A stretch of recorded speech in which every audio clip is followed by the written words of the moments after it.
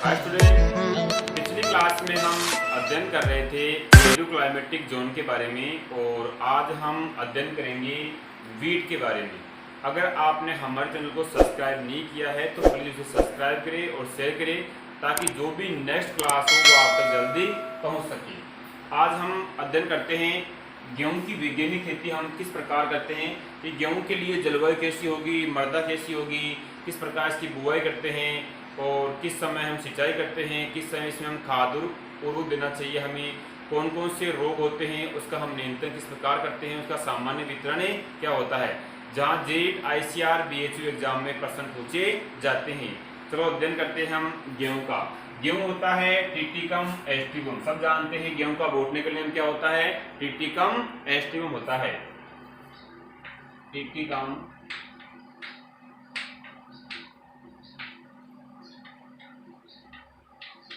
Aestivum, Triticum aestivum गेहूं का botanical name है। इसका जो उद्गम हुआ था, उद्गम हुआ वो हुआ दक्षिणी पश्चिमी एशिया, दक्षिणी पश्चिमी एशिया, दक्षिणी पश्चिमी एशिया, जिसको हम शॉर्ट रूप में कह सकते हैं टर्की। कहाँ हुआ था? टर्की में, दक्षिणी पश्चिमी एशिया, टर्की। इसकी जो फैमिली होती है ग्रेमिनी। कौन सा होता है ये? ग्रेमिनी, या से कह सकते हैं हम पोएसी, ग्रेमिनी या पोएसी। तो गेहूं होता है, गेहूं का बोटनिकल क्या होता है? टिटिकम एस्टिवम होता है। उद्गम हुआ दक्षिणी पश्चिमी एशिया, इसको कहते हैं टर्की, कहते हैं शॉर्ट में टर्की कहते हैं। फैमिली कौन सी है? ग्रेमिनी या पोएसी, ग्रेमिनी या पोएसी। इसके बाद में हम देखते हैं इसमें गेहूं का हम सामान्य वितरण, फर्स्ट तो देखते हैं सामान्य वितरण।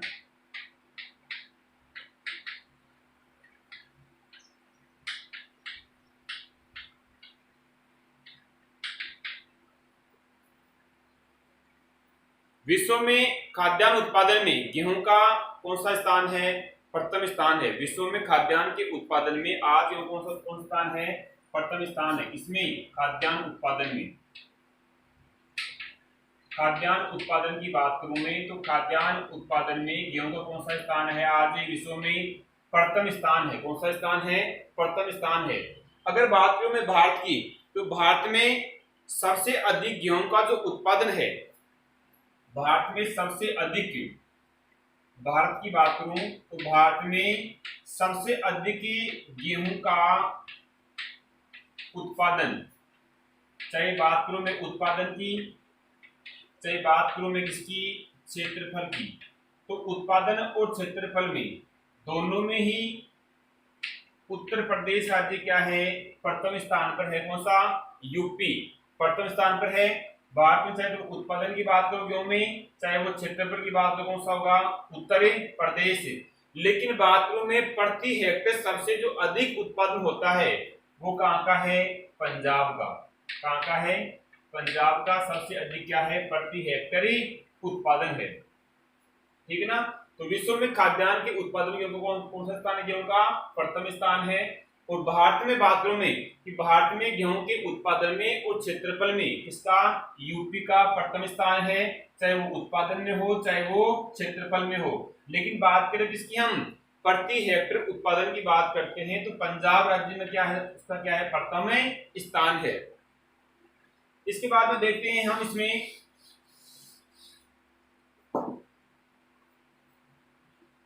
गेहूं के दाने व आटे में, गेहूं के दाने व आटे में क्या होता है? ग्लूटीन प्रोटीन, ग्लूटीन प्रोटीन पाई जाती है। कौन सी होती है? आटे दाने में ग्लूटीन प्रोटीन पाई जाती है। अब ये ग्लूटीन प्रोटीन होती है क्या आती है? जो चपाती बनाने की आती है, काम में आती है। अब बात करते हैं कि ये जो ग्लूटीन जो प्रोटीन है वो गेहूं में किस रूप में पाई जाती है। इंपोर्टेंट क्वेश्चन बनता है इसे कि गेहूं के दाने व आटे में क्या होता है? ग्लूटीन नामक क्या होती है? प्रोटीन पाई जाती है। लेकिन ये जो ग्लूटीन प्रोटीन है वो किस रूप में रहती है? तो ये रहती है किस रूप में? नाइट्रोजन के रूप में पाई जाती है। किसमें होती है? नाइट्रोजन के रूप में पाई जाती है। गेहूं का जो पुष्पक्रम होता है, पुष्पक्रम की मैं बात करूं तो इसका होता है कौन सा? स्पाइक। कौन सा होता है? स्पाइक होता है इसका पुष्पक्रम। और दाने का जो प्रकार है, दाने का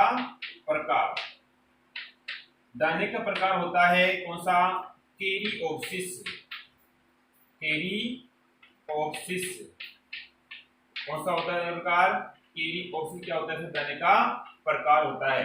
तो विश्व में खाद्यान्न के उत्पादन में भारत का कौन सा स्थान है? प्रथम स्थान है। अगर बात करें भारत में सबसे अधिक गेहूं का उत्पादन कहाँ होता है? उत्तर प्रदेश में होता है। और प्रति हेक्टेयर सबसे अधिक उत्पादन कहाँ होता है? पंजाब राज्य में होता है। कहाँ पर होता है? पंजाब राज्य में। गेहूं के दाने व आटे में क्या होता है? ग्लूटीन नामक क्या होती है? प्रोटीन पाई जाती है। और ये जो ग्लूटीन प्रोटीन है ये किस रूप में रहती है? ये नाइट्रोजन के रूप में रहती है। गेहूं के उत्क्रम कौन सा होता है? स्पाइक। कौन सा होता है? स्पाइक, जो कई बार एग्जाम पूछता है। और दाने का प्रकार कौन सा होता है? कैरिओप्सिस। कौन सा होता है? कैरिओप्सिस के दाने का प्रकार है। अब भारत में जो गेहूं की जो प्रजातियां उगाते हैं वो कौन कौन सी प्रजातियां हैं जिनके बारे में हम अध्ययन करते हैं कि भारत में प्रमुख रूप से कौन कौन सी प्रजातियों को उगाया जाता है। जैसे बात करूं मैं पहली प्रजाति की, तो पहली आती है इसकी इमरू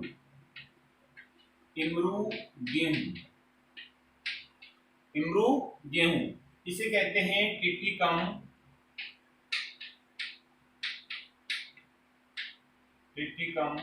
डाइकोकम।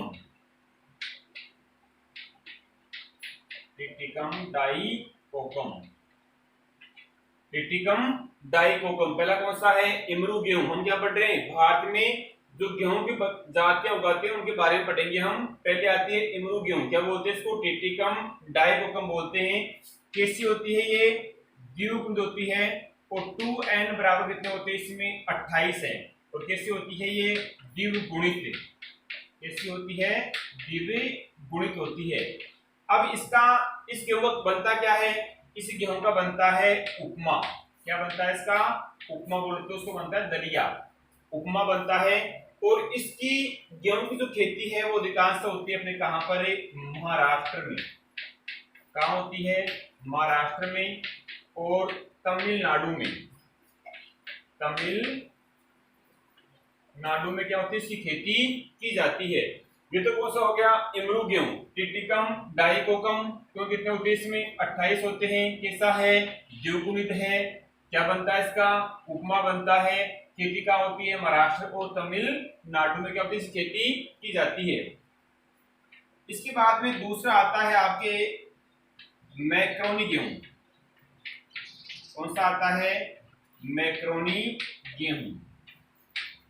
इसे कहते हैं ट्रिटिकम ड्यूरम।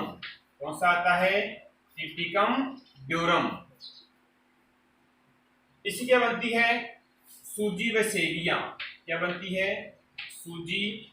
और क्या बनती है?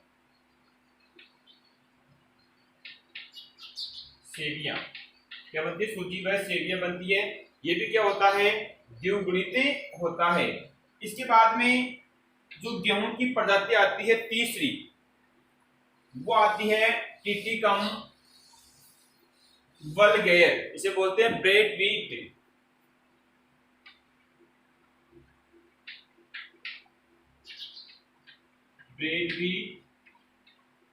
ट्रिटिकम वल्गेयर।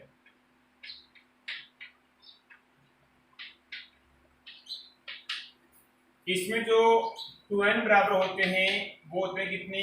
42। और इसकी जो प्रजातियां है जैसे C 306 है और आती है की 65। कौन सी आती है? की 65 क्या इसकी प्रजाति है। इसके बाद में चौथी आती है आपके मैक्सिकन आता है ट्रिटिकम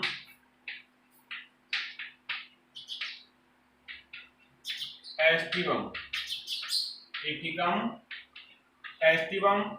ये भी क्या होता है? 2n बराबर इसमें होते हैं कितने, 42 होते हैं। और ये क्या होती है, हेक्साक्लोइड, हेक्साक्लोइड।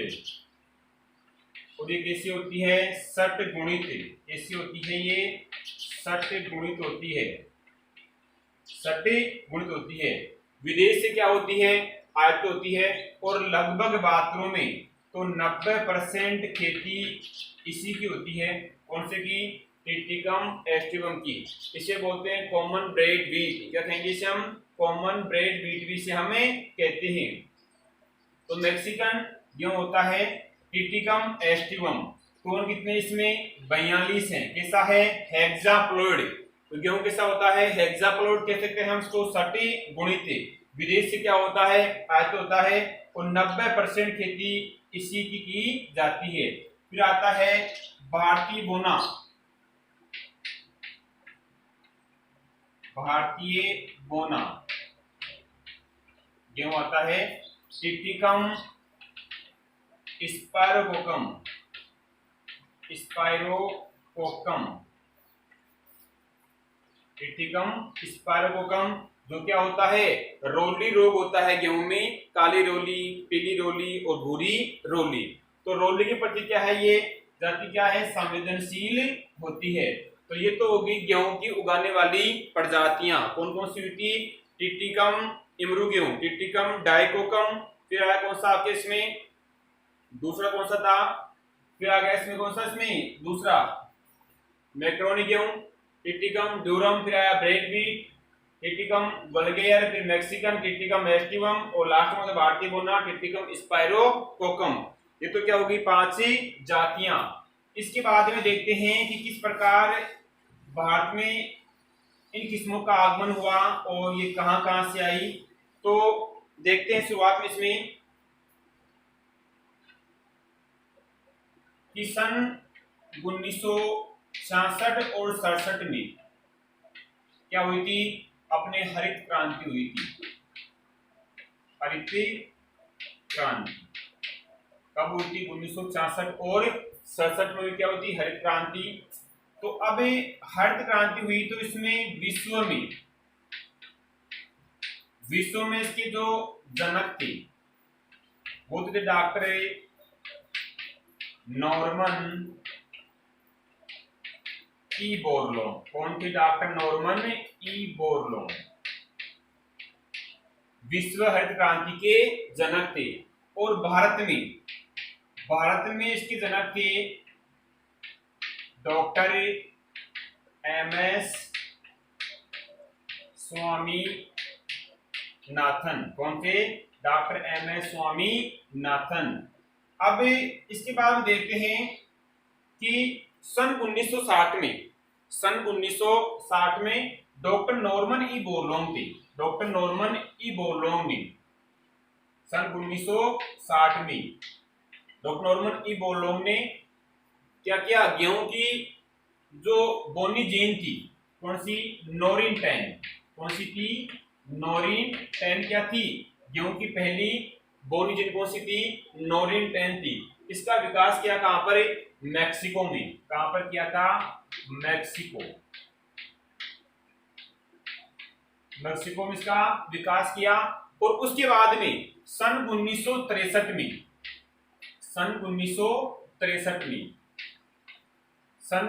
क्या हुआ, मैक्सिकन बोनी किस्मों का आगमन हुआ। कब, सन 1963 में क्या हुआ, मैक्सिकन बोनी किस्मों का आगमन हुआ। अब इसमें जो किस्में थी कौन सी, सोनारा 64 थी, लर्मा रोजो, कौन सी थी, लर्मा रोजो। ये क्या थी, इसकी बोनी किस्में थी। इसका आगमन कब हुआ, सन 1963 में। तो सन 1960 में डॉक्टर नॉर्मन ई बोरलोन ने गेहूं की जो पहली बोनी जीन थी कौन सी, नोरिन 10, कौन सी थी, नोरिन 10। इस नोरिन 10 का विकास किया था कहां पर, मैक्सिको में विकास किया। और सन 1963 में इसके बाद में क्या हुआ, मैक्सिकन बोनी किस्मों का आगमन हुआ।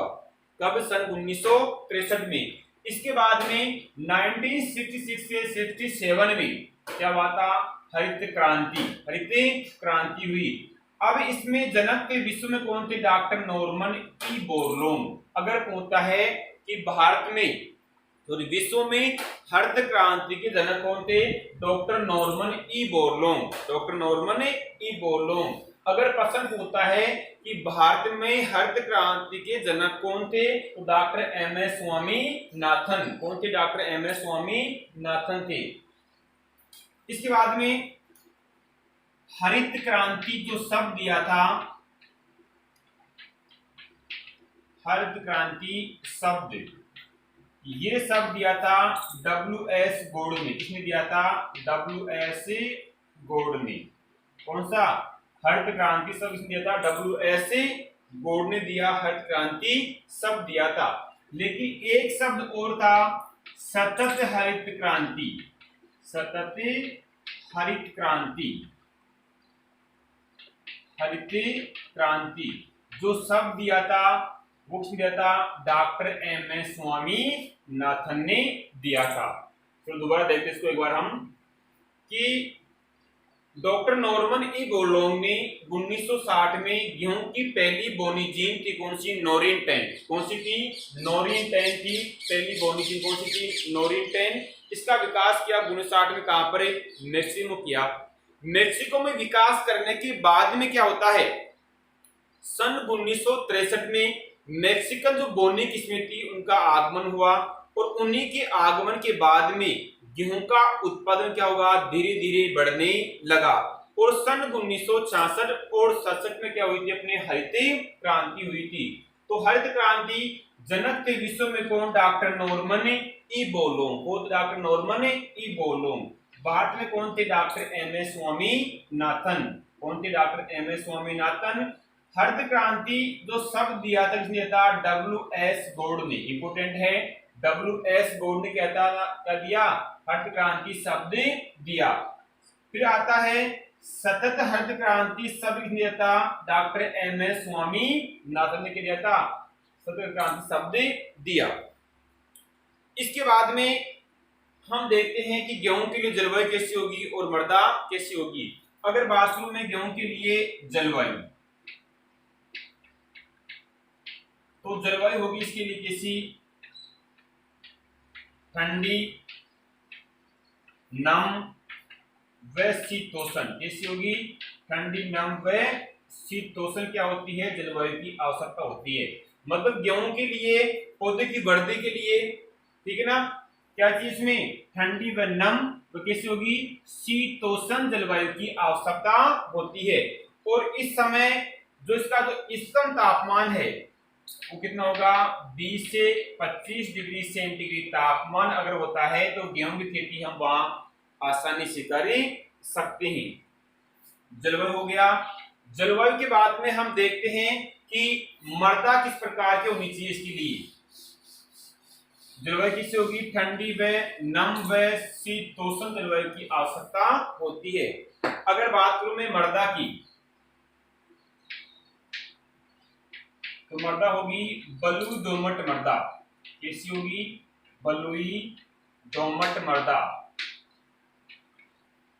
दोमट मृदा जिसमें कार्बनिक पदार्थ की मात्रा ज्यादा हो, जल निकास की सुविधा हो, वहां हम गेहूं की खेती आसानी से कर सकते हैं।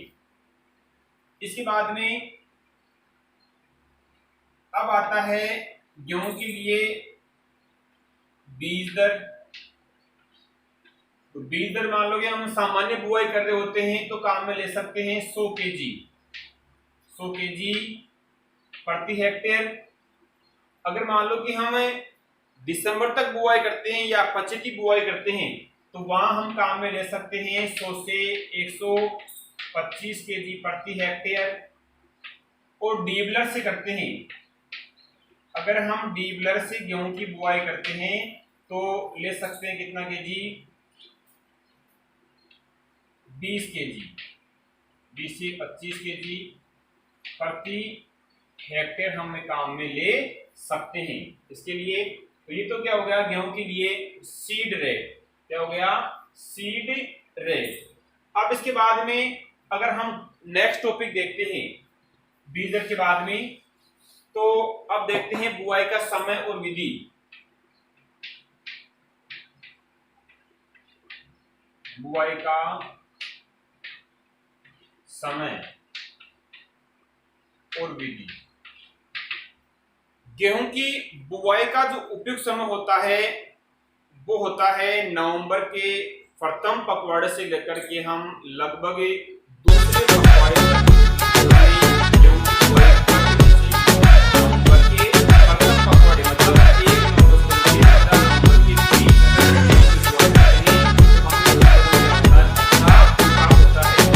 गेहूं की बुआई करते हैं। हम हल्के करते हैं,